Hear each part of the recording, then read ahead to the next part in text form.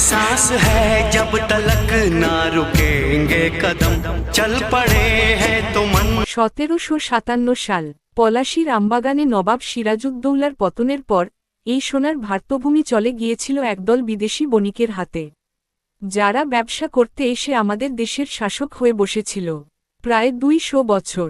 হ্যাঁ, দীর্ঘ 2 শতাব্দী ধরে এই মাটির ওপর চলেছে অকথ্য অত্যাচার, শোষণ আর লুণ্ঠন।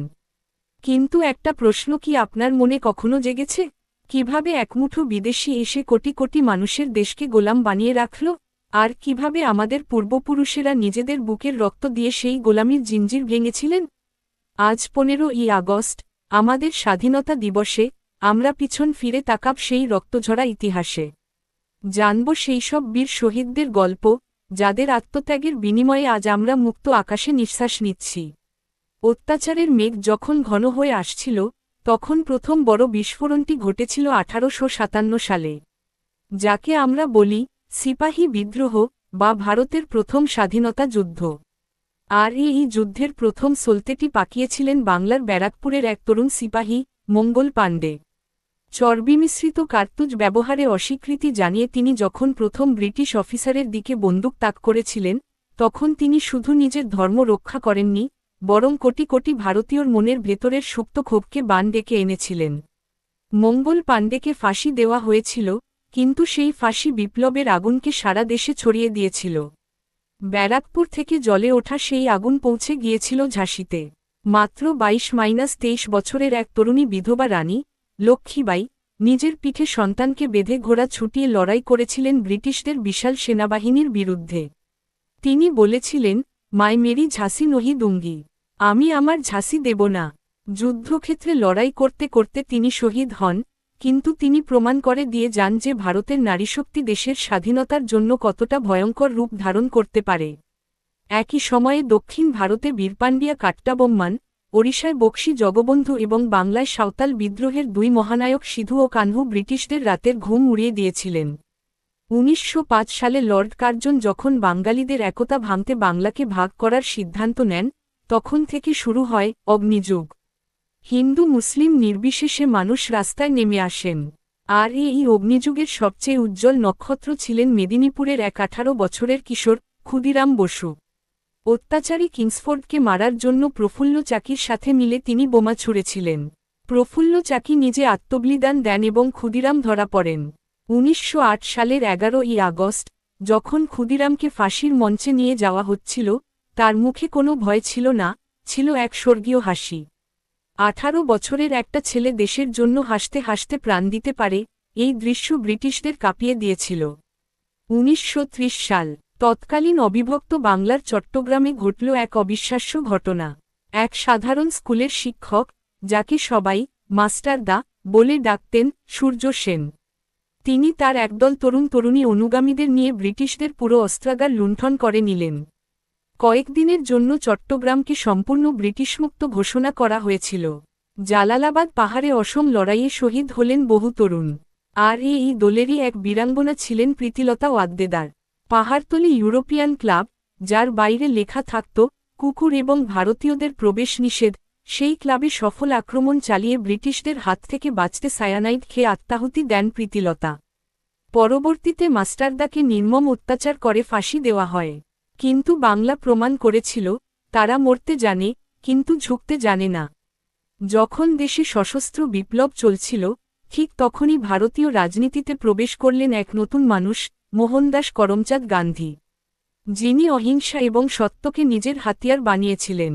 চিলতে একটা সুতির কাপড় পরা এই মানুষটি লাঠি হাতে পুরো দেশের কোটি কোটি দরিদ্র, কৃষক এবং সাধারণ মানুষকে এক সুতোয় বেঁধে ফেললেন। চম্পারণ সত্যাগ্রহ, অসহযোগ আন্দোলন এবং ডান্ডি মার্চ বা লবণ সত্যাগ্রহের মাধ্যমে তিনি ব্রিটিশদের অর্থনৈতিক মেরুদণ্ড ভেঙে দেন। গান্ধীজি দেখালেন যে, হিংসা ছাড়াও কিভাবে একটি বিশাল সাম্রাজ্যের বিরুদ্ধে অসহযোগিতা করে লড়াই করা যায়। কিন্তু ব্রিটিশরা অহিংসার ভাষা বুঝত না। 1919 সালের 13ই এপ্রিল, পাঞ্জাবের জালিয়ানওয়ালাবাগে এক শান্তিপূর্ণ সভায় জেনারেল ডায়ারের আদেশে চারপাশ ঘিরে ধরে নির্বিচারে গুলি চালানো হয়। বৈশাখী উৎসবের দিনে হাজারো নিষ্পাপ শিশু, নারী ও পুরুষকে হত্যা করা হয়।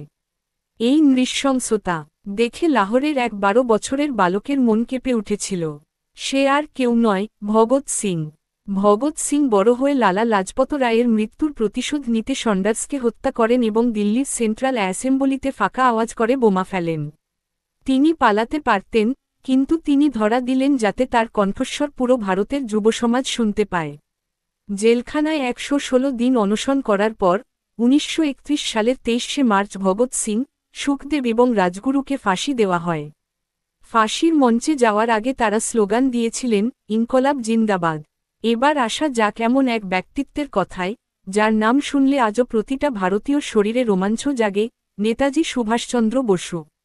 তিনি বিশ্বাস করতেন, ব্রিটিশদের হাত থেকে ভিক্ষা চেয়ে স্বাধীনতা পাওয়া যাবে না, তা কেড়ে নিতে হবে। তিনি কংগ্রেসের সভাপতি পদ ত্যাগ করে দেশ ছাড়েন। ছদ্মবেশে ভারত থেকে জার্মানি, তারপর সাবমেরিনে করে জাপান পৌঁছান। সেখানে গিয়ে গড়ে তোলেন আজাদ হিন্দ ফৌজ ইনা। তিনি ডাক দিয়েছিলেন, তোমরা আমাকে রক্ত দাও, আমি তোমাদের স্বাধীনতা দেব। ঝাঁসির রানী বাহিনীর মতো নারী ব্যাটালিয়ন নিয়ে তার সেনা ভারতের মণিপুর পর্যন্ত পৌঁছে গিয়েছিল। নেতাজির এই সশস্ত্র আক্রমণ ব্রিটিশদের বুঝিয়ে দিয়েছিল যে, ভারতীয় সেনারা আর তাদের অনুগত থাকবে না। আর এটাই ছিল ব্রিটিশ সাম্রাজ্যের কফিনে শেষ পেরেক। 1942 সালে গান্ধীজি ডাক দিলেন তার শেষ বড় আন্দোলন, ভারত ছাড়ো আন্দোলন, কুইট ইন্ডিয়া মুভমেন্ট। পুরো দেশজুড়ে একটাই স্লোগান উঠেছিল, করেঙ্গে ইয়া মরেঙ্গে, করব অথবা মরব।